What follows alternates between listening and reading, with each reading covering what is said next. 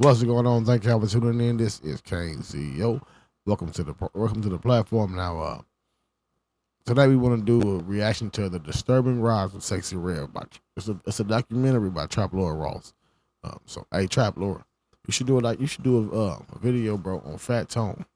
I don't give a fuck what you name it or how you piece it out. Just do a video on Fat Tone. You will enjoy the content you create, bro, and reach a whole new audience. But let's get off of there for a second. The disturbing rise of Sexy Red. And let's see what you gotta say.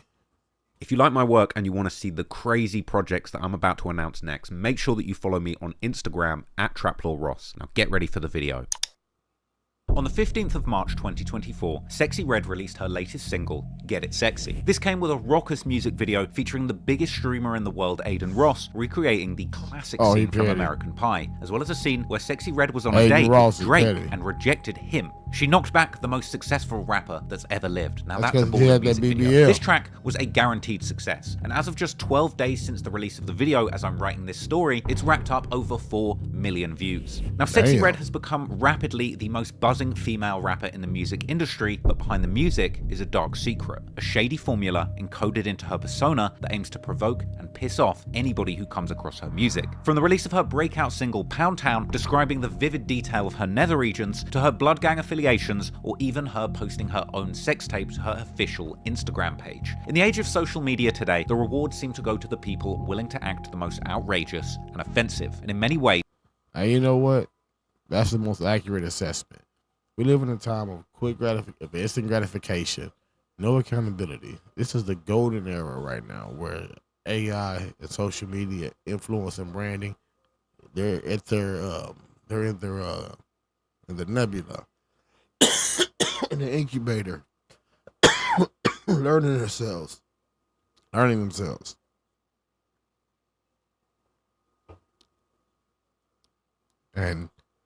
it just so happens that the toxicity and the negative people, they get more shine than anyone producing positivity. Because the negative, I don't know how it works, man. I don't know, it's because people send it to you and you feel so angry, or I don't know, but they get more shine than anyone else does.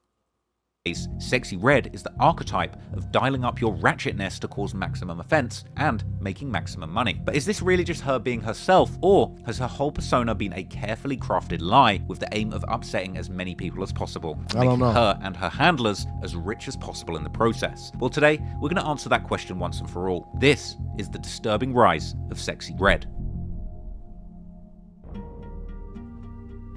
Sexy Red, real name Janae Nera Werry, was born in the north side of St. Louis on April the 15th, 1998. Let's start things off from the beginning. Which part of St. Louis are you from? The north side. Okay, that's cool.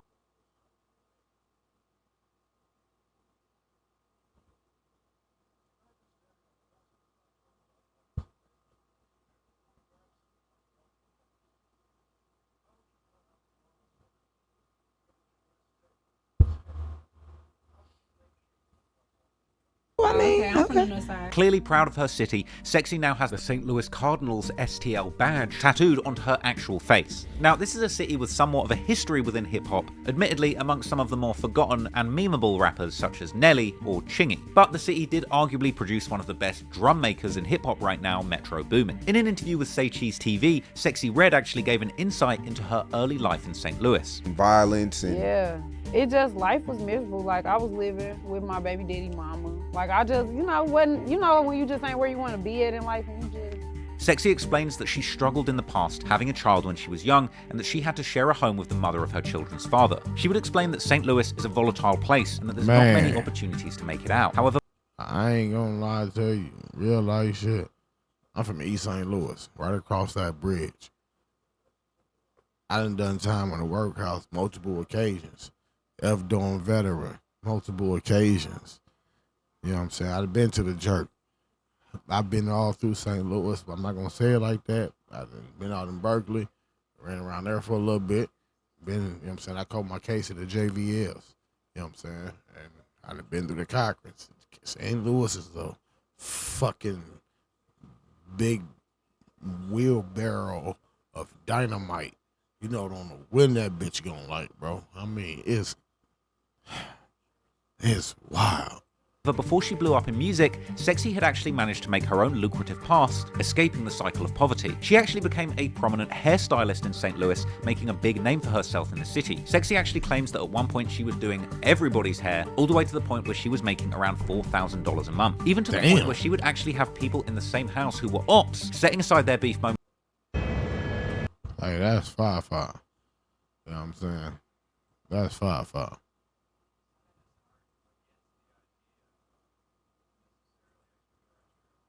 That's cool as shit. You know what I'm saying? Like,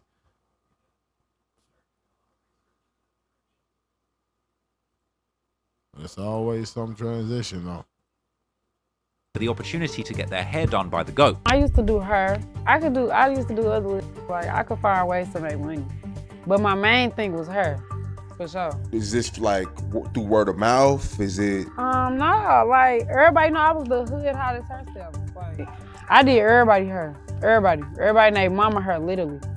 Grannies, ops, like, I didn't have beefing in the same, and they in my house, but I didn't know they was beefing, you know, like. Yeah. I used to do her, like, real good. How much do you think you were making a week back then doing hair? Like, over 1,000. Like $1,000 a week? Yeah. It used to be That's like, nice bitches. bread. You said what? I said, that's nice bread. Yeah, and then I was young. So, and this wasn't normal, because, like, it's like, it wasn't nobody really doing her where I was from. I was the one that was popping doing all of her. And I was the only one that could do the braids that I used to do. So everybody came to me for the sexy red braids, the true red braids, you know? Mm-hmm. Like that. However, hair might not have been the only means that Sexy sought out to make money. St. Louis is far from a safe haven in the United States, and it seems that a lot of people in the city are forced to turn to illegal measures when it comes to getting by and making money. No, that's not the kind of stuff we do in my city. I mean, because look, I'm going to tell you something, and this is what people don't get, bro.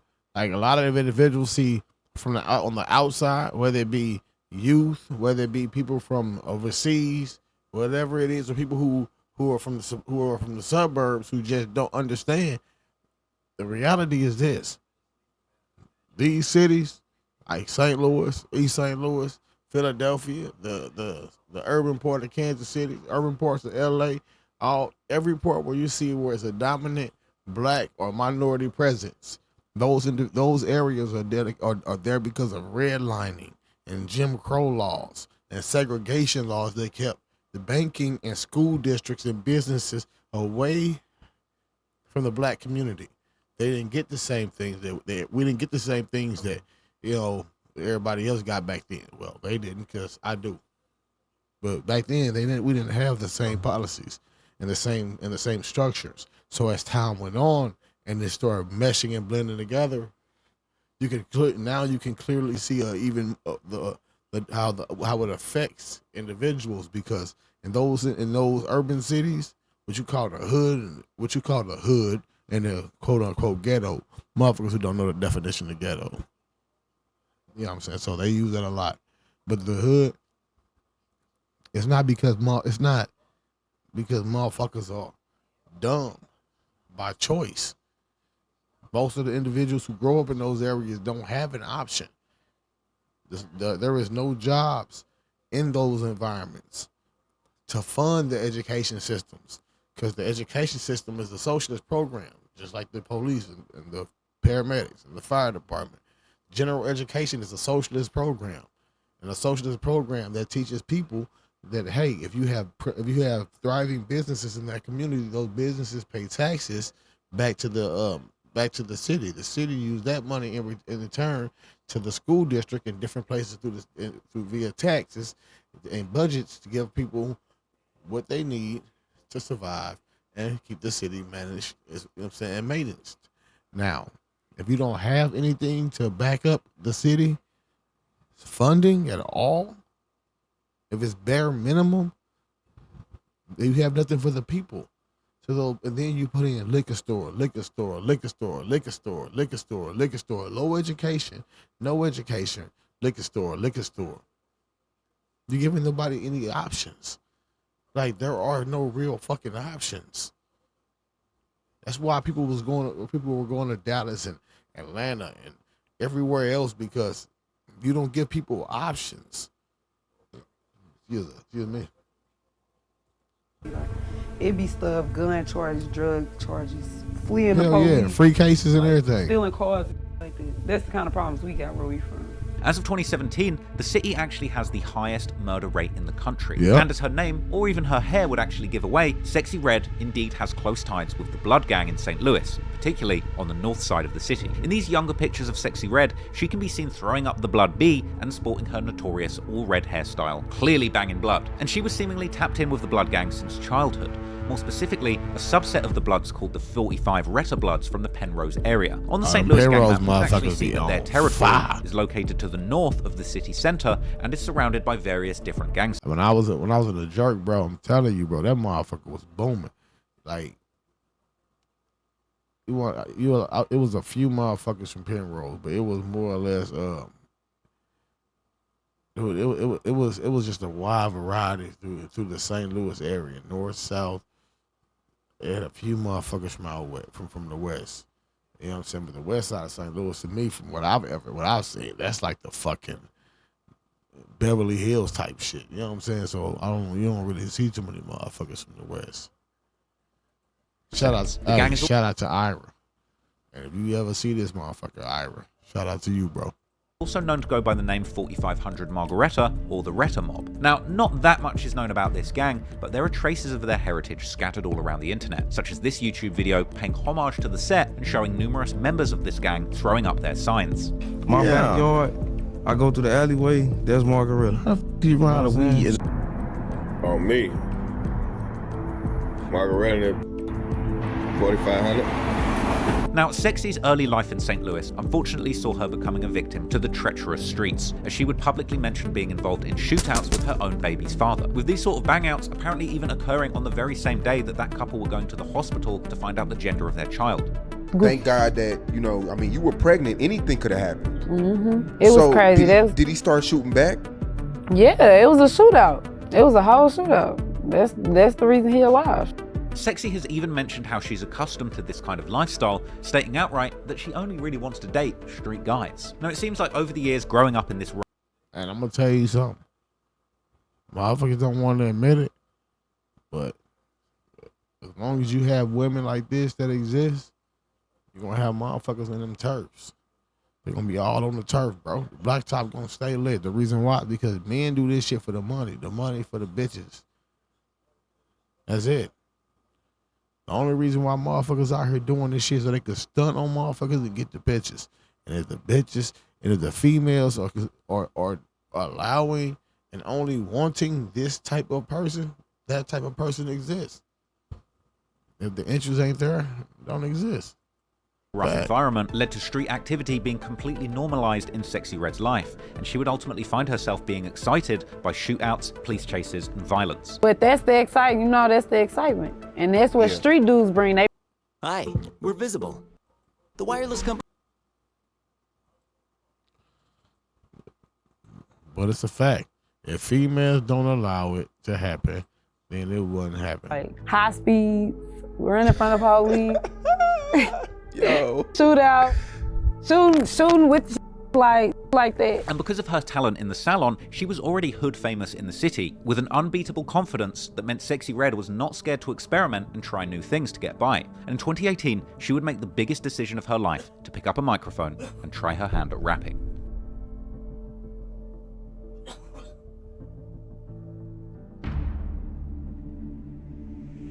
Sexy Red actually begun rapping out of pure circumstance. As she would explain in her first interview, it actually all stemmed from an ex-partner cheating on her. After finding out that the man had betrayed her, Sexy decided to write and record a diss track aimed at him. And surprisingly, that man's friends would actually quite enjoy the track, and they encouraged her to pursue music and keep putting out songs.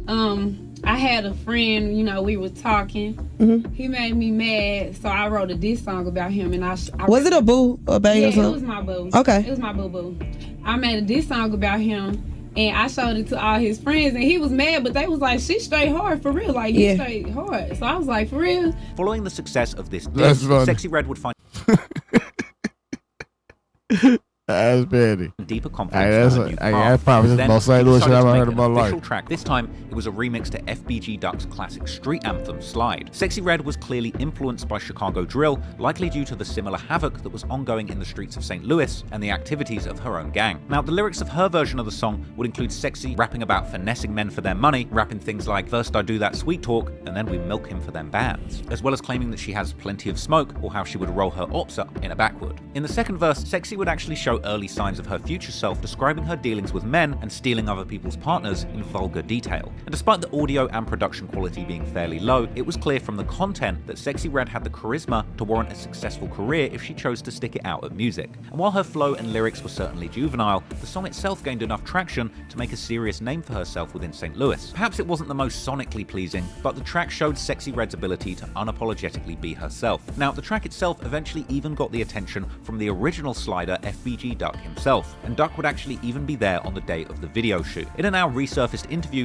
Sexy can even be seen standing behind Duck, holding a huge wad of cash and discussing her career. Now, Sexy hadn't even come up with her rap name at this point, and when she was asked about it, she would respond that she doesn't know what it is, but that it needs to be something with red in it. Wait, what's your rap name? I don't know yet. Song with red though. The interviewer then asks her who was the man that she finessed to get the wad of cash that she was holding. So who you finessed to get that band right there? I can't tell y'all. Okay, yeah. That ain't y'all business. Now, hilariously at this point, FBG Duck actually gets upset and forces the cameraman to end the interview, leading That's funny.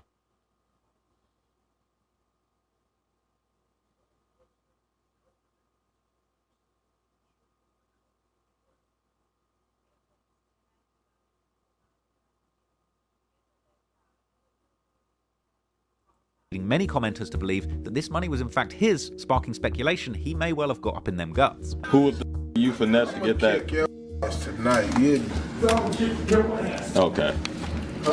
Okay. Another clip would actually surface from this day, showing Sexy Red dancing with Duck and FBG Young to some unreleased songs. And there was yet another funny clip of Sexy Red allegedly trying to sneak Duck's money into her bag. Now, years later, Sexy would discuss this night with Say Cheese TV, giving credibility to the rumors that the money was indeed not hers, as she even admits that she only had $30 in her pocket. You went to Chicago with $30 in your pocket? Not even $30. Like, me and my friend, we used to just be doing just traveling and being, one of us and I had no money. I'd be like, bitch, we gonna split this 15-15. Now, Sexy was aware of the traction that her name was building, and she decided to continue to pursue music. And the next song she came up with truly had the city divided. Nah, I remember that.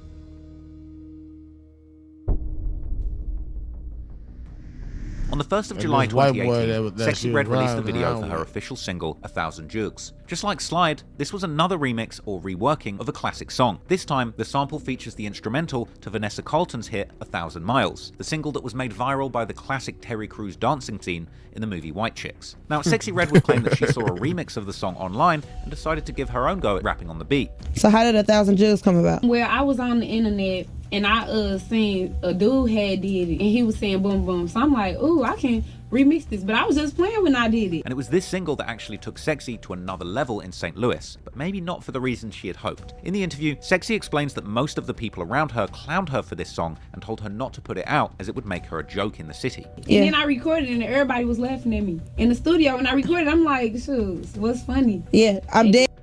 Right, I'm like, and then that's when some people liked it. And I'm gonna tell you something that shows something totally fucking different. So maybe the reason behind what he's saying is it has more truth to it and more merit to it, because it seemed like she's calculating moves where she want to go in there and take this shit serious as a craft, and motherfuckers laughing at the craft. So she then finds that the only way she gonna do it is by minimizing and dumbing it down. And I remember I did that dumb down shit for a while. It only works for so long, but that's what it's starting to look like. But they like, man, don't record that. Don't put that out there like that. You gonna make a joke of yourself. You gonna make a joke of yourself. So I was like, kind of didn't want to put it out like that. I had been wrote that song. I just never dropped it. When listening to the song, it becomes clear as to why many were taken off guard by the track, as Sexy sings her take on 1,000 Miles, reimagining the chorus in her exaggerated ratchet voice. The song itself is compiled of hilarious boom boom ad-libs and features tongue-in-cheek lyrics of her rapping about killing goofies. Sexy appears to even reference a possible run-in with her ops on the song, suggesting that she'd sent them running so fast that they left behind their tennis shoe. Now, the verses of the song weren't exactly filled with complex bars or metaphors, but it was a perfect depiction of Sexy Red's ratchet personality. And from here, Sexy decided to ignore her haters, going forward with the record, even filming an equally outrageous music video, with her toting guns and walking around her St. Louis hood with a goofy-looking man who looks like he has no business of being there. There were scenes of Sexy Red strumming an AR rifle like a guitar and skipping around the neighborhood with that goofy. Now, Sexy Red clearly didn't take herself too seriously. She clearly understood the recipe for going viral on the internet, which doesn't always have to rely on good quality music or well-thought-out lyrics. In the end, she chose to release that single that many people had clowned her for. The funny thing is, you look just like him.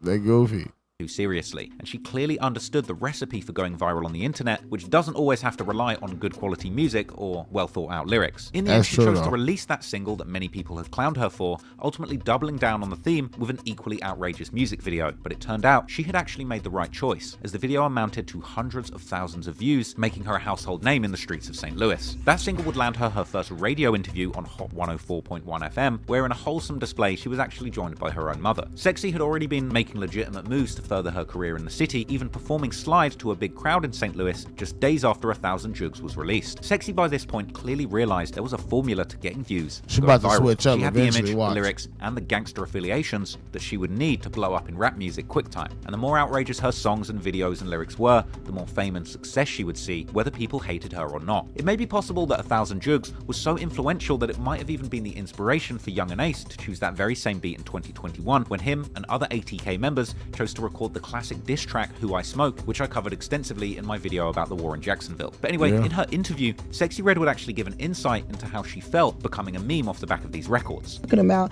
and how you feel like getting put on like all these different social media platforms. I mean, like, it's just crazy to me. I did not think, it's just so funny to me when I just go on like the internet and see me as a meme and see what people say about me, because I'm like, I never thought that I would get out there all the way like that. Like, I was always popular all my life though. Like, everybody already knew me in the city, but now it's viral. Like, for real. It's kind of weird.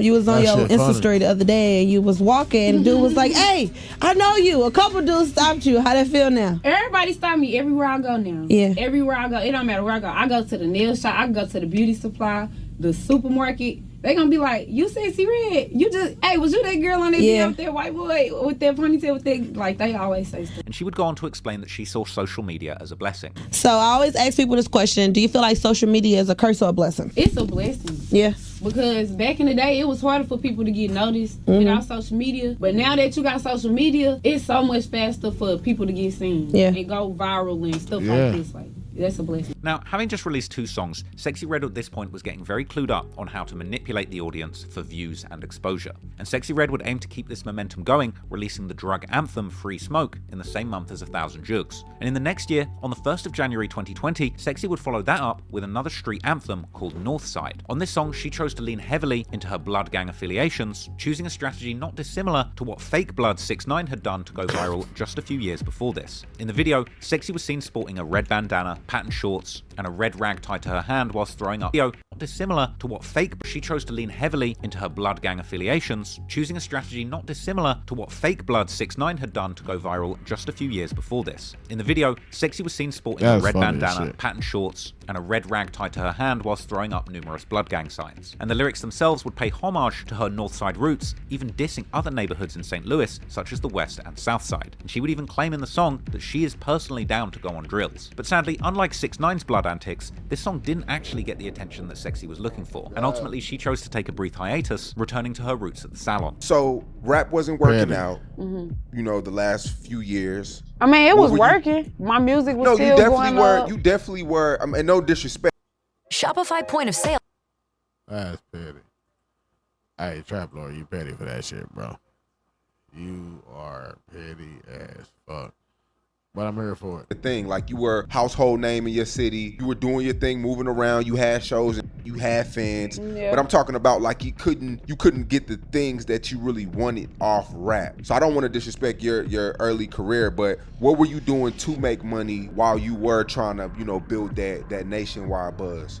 I used to do her. But in 2021, Sexy Red would come back to music, releasing a number of singles which led up to her debut mixtape titled Ghetto Superstar. And to kick off the year, she released the shockingly titled track, Slob on My Cat. This was obviously a homage to the hip-hop classic by 3 6 Mafia, Slob on My Knob. And it would appear that Sexy Red had another smart strategy of using famous samples of classic records to amplify her career. The original 3 6 Mafia song was an example of one of the most vulgar tracks in the early days of hip-hop that ultimately picked up a lot of attention, which made it a great choice for Sexy's emerging style. One of the And her most choice of vulgar lyrics tracks, certainly bro. did not disappoint. And the next year, Sexy would release the music video for that song, which ultimately went on to be her biggest hit at that point. And Sexy That would was continue early. releasing her singles, as well as a slew of videos, such as the drill-inspired track Hood Bitch, where she can be seen holding up guns and red blood rags. At this point, Sexy was picking up steam in the industry, and soon, celebrity cosigns would give her a much-needed stamp I of guess it approval. was, 2022, JT from the City Girls would give Sexy Red a public shout-out, letting the world know that her music slaps. Although her mixtape and recent singles at the time were all amassing good views in the hundreds of thousands, Sexy Red had barely tapped into her full potential at this time. But the next year, 2023, one song in particular would launch her to the very top tier of the rap world. Top tier. Sexy Red had ended that's not a 2022 on a high note, that's- securing that's a herself bold a feature statement, with brother. R&B superstar Summer Walker on the song Sense That God Gave You. But this song was unlike any other Summer Walker song, as it appears to be almost a parody of the ratchet-style music that Sexy Red has gotten so good at making. Summer herself can clearly sing exceptionally well, but on this track, she chose purposely to change her tone and style to fit in with Sexy Red's style, with the same explicit and shocking style of lyrics that you would expect, along with a music video with the same vibes, which actually would depict a pregnant Summer Walker twerking and dancing around a gas station alongside Sexy as they rapped along to the vulgar song while holding a baby. The track would give Sexy I make it seem like the way he's making it seem and the way he's wording it is that she's the agent for the industry, and her whole goal is to demonize everybody. a lot of momentum moving into 2023, landing 8 million views, making it her biggest appearance on a song to date. And in January 2023, Sexy Red would ultimately release her massive hit, Pound Town, produced by beat-making beast Tay Keith. And although the song featured very typical lyrics of what we've come to expect of Sexy Red by this point, there was one bar in particular that caused the song to spread like wildfire. It was a bar where she... how can I put this? She described the colour of her various holes. The official music video for that track also released the very same month. However, it wasn't until the boxed-in live performance at a wig store was released that caused the song to go more viral than ever. The combination of the hilarious lyrics and the backdrop, as well as the goofy security guard standing behind Sexy, was ultimately the ultimate recipe to cause this song to go super viral. Her formula worked, and the song had people talking all about her holes from all over the world. Whether there was hate or not, it gained a lot of extra views and traction for Sexy Red, leading many people to circulate interesting conspiracies about how exactly this talentless rapper had become so famous all of a sudden. It's easy to call someone an industry plant when you're oblivious to the amount of work that they've been putting in for years. 2 months after this, Sexy would release another official video for her track Pound Town, which now sits on a whopping 33 million views. At this point, she had reached a new peak in the industry and actually became the hottest thing in hip-hop, receiving cosigns from many industry giants like Nicki Minaj, who even made a part 2 to Pound Town. Sexy would release 2 more singles that matched the hype of Pound Town in June 2023, one of which being Ski Yee, another Tay Keith produced banger that pushed Sexy Red further into the mainstream conversation. And Sexy remained calculated in her moves, even making the Ski Yee dance attached to the song go viral in its own right. Like, do y'all know what that means? Ski Yee? Okay, Ski Yee, that's when, like, if you see a cute girl or somebody with a big booty, or you trying to holler at somebody, or they call that the geek call, the geek. A geek is a crackhead, a dope fiend. Like, when you serving geeks where I'm from, that's a geek call. Like, if you see some geeks on the other side of the street, like, ski, so they know you got that in. Yeah, but that's what we do, round. Now, these tactics that were used to promote Sexy's music and pump up the streams were really working. And now, Ski Yee is sitting on an astronomical 31 million views. Man. Sexy was at an all-time high at this point, and she would even launch her own lip gloss brand. And in typical fashion, she took the vulgar energy of her music and applied it to selling her products, with the shock factor making her launch super viral too. She would actually name each product in the lineup of lip glosses after famous lyrics from her songs, with one even being named after an STD. She would use names like Coochie Juice, Booty Hole Brown, Coochie Pink, Nut, and Gonorrhea. That's crazy, but super viral. I mean, it's clear that Sexy was deliberately going after outrage to get people talking about her, and it was working like a charm. However, it was by this point that some of the public began to speak out about how they were disgusted by the lyrical content and Sexy Red's unapologetic attitude in her music videos. Many articles and video essays would be released, debating whether having role models around like Sexy Red was actually doing harm to society rather than just providing entertainment, with all of this discourse raising more difficult questions about females' place in hip-hop and whether talent takes a backseat over sex appeal. To the masses, it could be argued that as long as a female has the image, sex appeal, and raunchy lyrics, they can shortcut to a massively successful career in music, with the theory being supported by success of recent rappers like Sukihana, Cardi B, Megan Thee Stallion, and Glorilla, all using these so-called tactics. But in my opinion, Sexy Red's appeal is really just the result of her being a truly authentic depiction of herself. She is indeed a sexy, ratchet female blood. But regardless, Sexy was not going to let her momentum slow up for anybody. And in August 2023, she and Sukihana would team up to release possibly the most raunchy song of all time, titled Hood Rats. Now, I probably can't even show you these lyrics on YouTube, but her and Sukihana they're basically looking for a guy that likes to eat the brown Skittles, if you catch my drift. And in the second verse, they even seem to suggest they want to suck the dust out of Joe Biden. Sexy even went on to appear on Distro Kid makes... Yeah, that's crazy, bro. That's wild. Podcast, boldly admitting that she had caught 2 STDs previously. I had chlamydia before though twice. Okay, but I mean that's the most pretty common. Yeah, very common. This what happened. Me and my together, and we broke up because he was cheating on me. So then we broke up. Then I went and did me. Then he did him, and then we missed each other, came back together. Something went right. We both was like, "What's this smell?" Oh shit! Like, ugh, what's going on? So then we both went to the doctor. Yeah, we went to the doctor together. And then we both was like, "Well, you fuck 2 people," and he like, "You fuck 2 people too." I'm like, well, "We don't know who did it. Damn. We still don't know." Did y'all call the people that y'all was with and let them know that something went right? I think I know who did it, but I'm gonna blame my baby daddy though. Yeah, blame him. Now, Sexy's music was getting dirtier by the song, but if Megan Cardi's filthy hit WAP taught us anything, it's that sex sells, and the dirtier the drawers, the stronger the stench. This approach of shock and awe in her music actually allowed Sexy Red to stand out, and to some, get more respect, as she was so brutally honest and funny in her music, you just wanted to keep listening. And she knew her formula was gold, and she didn't slow up from there. Sexy would ultimately go on a spree of scoring numerous all-star features during this time, also while being pregnant. She linked up with Lil Durk on the track Hellcats and SRTs in September, Chief Keef in the remix to the track F My Baby Daddy, but in October, Sexy would receive possibly the biggest moment in her career when she appeared on the Drake song Rich Baby Daddy along with SZA, featuring on the hook and making one of the biggest moments on Drake's entire album. And to think that Sexy came from her humble beginnings, making songs for fun, dissing an ex-partner, to collaborating with the biggest artist in the world and making the biggest moment of her album is truly astounding. And to make the situation more viral, Sexy was pregnant around this time, and the video would even show Drake and SZA taking Sexy to deliver the baby at the hospital, even causing rumors that Drake may well have been the father. Not another one. Anyway, moving into 2024, Sexy went on to continue making big and clever moves, such as appearing on a stream with Aiden Ross and pretending they hooked up, a smart way to tap in with his young but huge audience, establishing a good relationship in the streaming industry. Just a few days after that, Sexy would release the music video to her new song, Get It Sexy, another viral anthem featuring all the components for a hit record. The video would have an appearance from none other than Soulja Boy doing the classic Crank That dance, Aiden Ross would be in the video streaming himself into a cherry pie, and Drake would appear as Sexy's date. Now, Billboard already considered the song a viral hit just days within its release, and at this point, Sexy Red was becoming a cheat code for other people to go viral. Even her Breakfast Club appearance would have everybody talking, as Sexy, just being herself, chose to stand on business, appearing on the show with no filter, making it immediately clear that she's not fond of the new co-host, Jess Hilarious.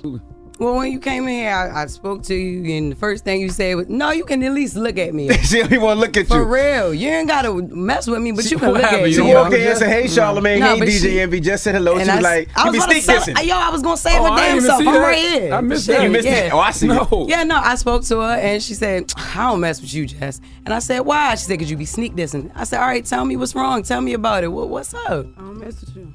All right, let me know why. You be sneak dissing. All right, how do you feel like I sneak diss? I see everything. I was trying to make sure y'all wasn't sneak dissing before I came up here too. Where we sneak this? I check everything. Where we sneak this? I don't believe it. Whether Sexy Red's persona offends the masses or not, it's hard to ignore the strides that she's taken in her career. Many may criticize her, claiming that she used overly sexual and vulgar lyrics to catapult herself to the top of the game. However, behind it all, there's clearly a well-calculated talent and strategy making everything happen. The recipe was perfect, and it could easily be repeated over and over again. Yet Sexy Red's unique charisma meant that by just being herself, she's managed to go viral repeatedly. Seemingly, she's still the same hood rat she was in her first ever releases, with rappers like Cardi B becoming megastars in the late 2010s and singles like WAP reaching Billboard's #1 spot. Maybe the success of these types of rappers is more of a reflection of how our society leans more towards ratchet and overly sexualized content. Now that's not to say that that's the only way that female artists can get ahead, as there's still plenty of lyrically gifted and talented female MCs that all have their share of success and acclaim. Rappers like Little Sims, No Name and Rhapsody all break those stereotypes that have been attached to females within hip-hop, and many of them have managed to become successful in the male-dominated rap scene without ever having to describe the color of their booty holes. And despite the sex-driven shortcuts that Sexy Red has seemingly benefited from, that doesn't mean that she didn't still have a hard come-up. After an appearance on Lil Yachty's podcast, Sexy would even give an insight into some of the real horrors that she'd been a victim to in her past. Can you tell us like the craziest thing that's ever happened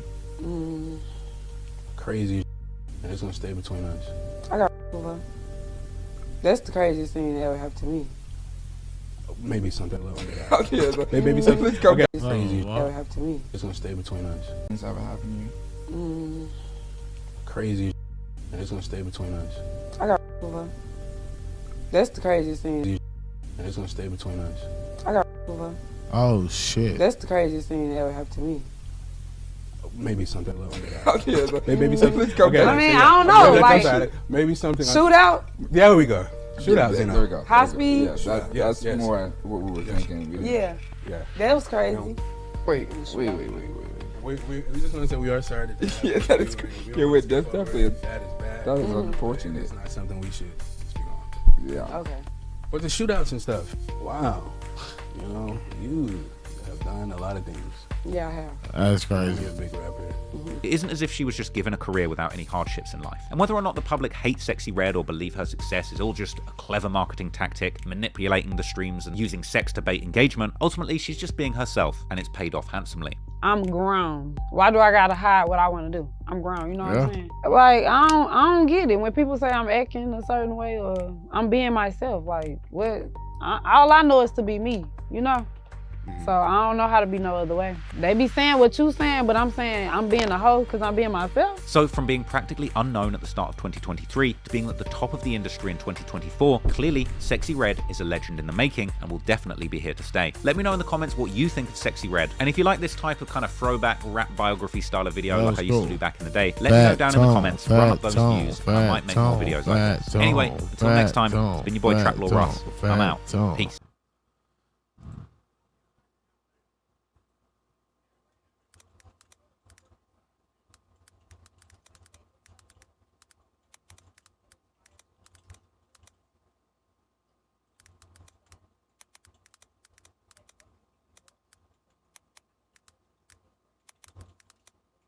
Nah.